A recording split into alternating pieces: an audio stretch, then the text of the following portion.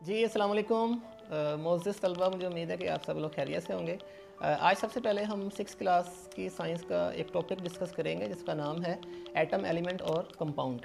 अच्छा, ये जो कॉन्सेप्ट्स हैं जो मैंने अभी बोले हैं ये इंतहाई इंपॉर्टेंट हैं, ख़ास तौर पे केमिस्ट्री की बेस बनाने के लिए। जब आप 9th में केमिस्ट्री पढ़ेंगे तो वहाँ आपके ये कॉन्सेप्ट्स जो हैं पहले से ही क्लियर होने चाहिए। तो आज हम कोशिश करेंगे कि ये कॉन्सेप्ट्स जो हैं वो मुकम्मल तौर पे क्लियर हो जाएं। सबसे पहला जो इसमें हम डिस्कस करने लगे हैं वो है एलिमेंट। अच्छा, एलिमेंट का मतलब उर्दू में होता है अंसर या जुज़्व, ठीक है, यानी एक ऐसी अशिया जो मिलती हैं और कोई नई चीज़ बना देती हैं। हम कायनात पे गौर करें तो ये जो कायनात है इसमें जितने भी सियारे हैं, सितारे हैं और जो भी कुछ बाकी मौजूद है, इसमें देखें कि ये किसी न किसी चीज़ के मिलने से बनी है। आप इसकी मिसाल लें। सबसे पहले आपका स्कूल बैग है, स्कूल बैग के अंदर कपड़ा भी लगा हुआ है, उसमें चमड़ा भी लगा हो सकता है, लेदर। उसके अलावा उसमें जो ज़िप लगा हुआ है लोहे का, सही है। अब हम कह सकते हैं कि इन 3-4 चीज़ों ने मिलकर हमारा स्कूल बैग बनाया है। अच्छा, अब हम मज़ीद कपड़े को देखते हैं। कपड़ा जो है वो किससे मिलके बना है? कपड़ा जो है वो उसमें धागा शामिल है और कुछ कलर्स वगैरह शामिल हैं, सही है। अच्छा, इसी तरह से जो कायनात है वो बहुत सारे अज्जा से मिलके बनी है। तो उन अज्जा को हम एलिमेंट का नाम देते हैं, जिसको उर्दू में अंसर या जुज़्व भी कह सकते हैं। तो ये एलिमेंट्स जो हैं जो अल्लाह ताला ने पैदा किए हैं, ये इन एलिमेंट्स की जो तादाद है वो 92 है, सही है। ये 92 जो एलिमेंट्स हैं ये मिलके इस कायनात में मौजूद हर शय को बना रहे हैं, सही है। अब उनमें मैं आपको मिसाल देता हूँ। जो सबसे ज़्यादा मशहूर एलिमेंट्स जो आपने अक्सर सुन रखे होंगे, अच्छा, उनके अंदर ऑक्सीजन शामिल है, कार्बन शामिल है, नाइट्रोजन, ठीक है, सल्फ़र, कॉपर है, कोबाल्ट है। तो बहुत सारे ये जो अपने नाम हैं जो ज़्यादा मशहूर हैं वो आपने सुन रखे हैं, ठीक है। तो कुदरती तौर पे जो एलिमेंट्स पाए जाते हैं उनकी तादाद 92 है, ठीक हो गया। अब ये सारे के सारे जो अनासिर हैं वो मिलके इस कायनात में चाहे वो जानदार अशिया हैं चाहे बेजान अशिया हैं, उन सब के ये बुनियादी जुज़्व के तौर पे काम कर रहे हैं, ठीक हो गया। अच्छा, अब इन अनासिर को मज़ीद जब हम स्टडी करते हैं तो एक अंसर का फर्स्ट हम ऑक्सीजन को ले लेते हैं। ऑक्सीजन जो एलिमेंट है, हम ये देखते हैं कि उसका जो छोटे से छोटा ज़र्रा जिसको हम मज़ीद तकसीम नहीं कर सकते, उस ज़र्रे को हम नाम देते हैं एटम का। जी, अब आप ज़रा इस तरफ आएँ। ये देखें, अभी हमने कुछ नाम पढ़े थे एलिमेंट्स के या अनासिर के। अब देखें ऑक्सीजन, ठीक है, आपने अक्सर ये नाम सुना है, ये भी एक अंसर है। कार्बन है, ये भी एक अंसर है। हाइड्रोजन है, नाइट्रोजन है, क्लोरीन है, कोबाल्ट है, कॉपर है, ठीक है, वगैरह। यानी इसमें टोटल 92 कुदरती तौर पे पाए जाने वाले एलिमेंट्स हैं जो कि इस तमाम कायनात का बुनियादी जुज़्व हैं, जिनसे मिलके मुख्तलिफ जानदार और बेजान अशिया जो हैं वो मिलके बनती हैं। अच्छा, आप ज़रा गौर करें कि मैंने ऑक्सीजन के सामने कैपिटल O लिखा है, ठीक है, इस तरह कार्बन के सामने C लिखा हुआ है। अच्छा, अब ज़रा इनको समझें। ऑक्सीजन के स्पेलिंग इंग्लिश में होते हैं OXYGEN,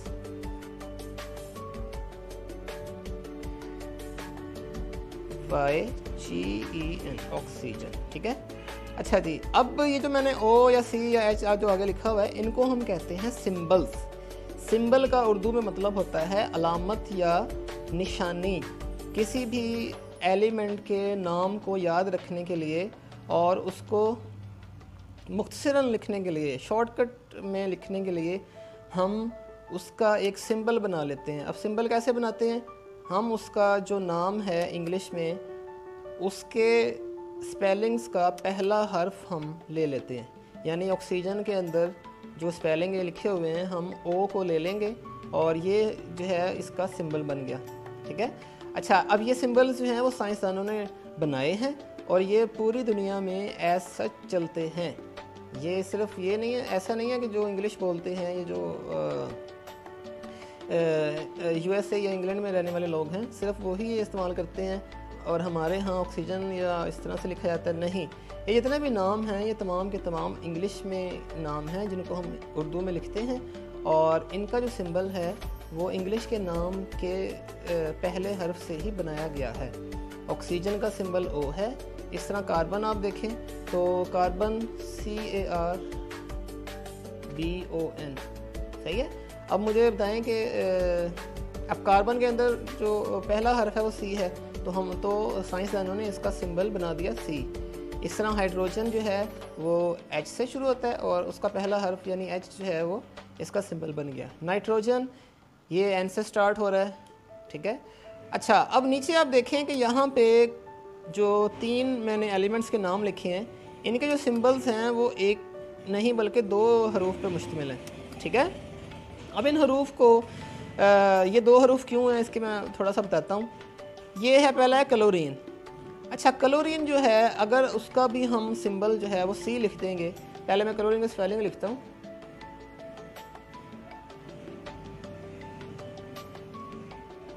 अच्छा, अगर हम क्लोरीन का जो सिंबल है वो भी C लिख देंगे तो फिर दोबारा से अब हार्म पैदा होगा कि जब किसी किताब में या नोट्स में C लिखा हुआ है तो हम वहाँ परेशान हो जाएंगे कि ये C क्लोरीन को ज़ाहिर कर रहा है या इस कार्बन को ज़ाहिर कर रहा है, सही है।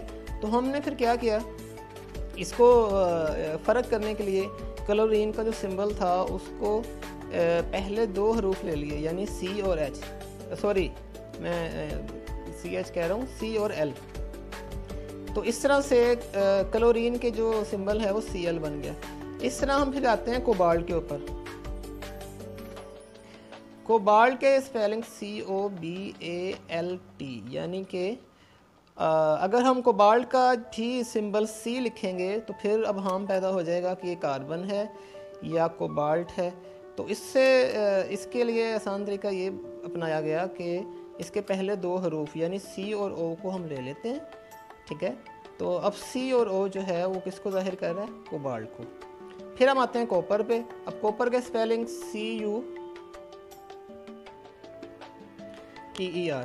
तो इसमें हमने हम दोबारा से वही चीज़ है कि अगर हम यहाँ पे C को इसका सिंबल बनाते हैं यानी इसकी निशानी बनाते हैं तो जब किताब में हम पढ़ेंगे कि C लिखा है तो हमें फिर कंफ्यूजन होगी कि कॉपर है या कार्बन है।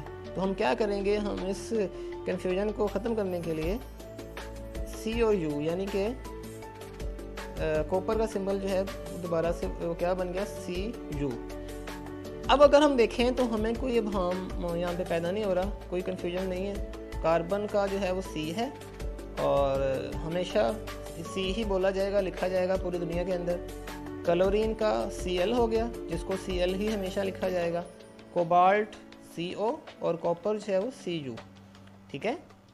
तो इस तरह से साइंसदानों ने क्या किया, साइंसदानों ने 92 के 92 जो नेचुरल एलिमेंट्स थे, जो कुदरती एलिमेंट्स हैं, उन सब के उन्होंने इस तरह से सिंबल्स बनाए ताकि उन सिंबल्स की मदद से हमें किसी भी एलिमेंट को के बारे में हम बुक लिख रहे हैं या पेपर में लिख रहे हैं तो वहाँ पे हमें बताना आसान हो जाए और उस एलिमेंट को हम फ़ौरन से पहचान लें। यानी अगर किसी जगह पे O लिखा है तो हमें फ़ौरन हमारे जहन में क्या आएगा कि वो ऑक्सीजन की बात हो रही है।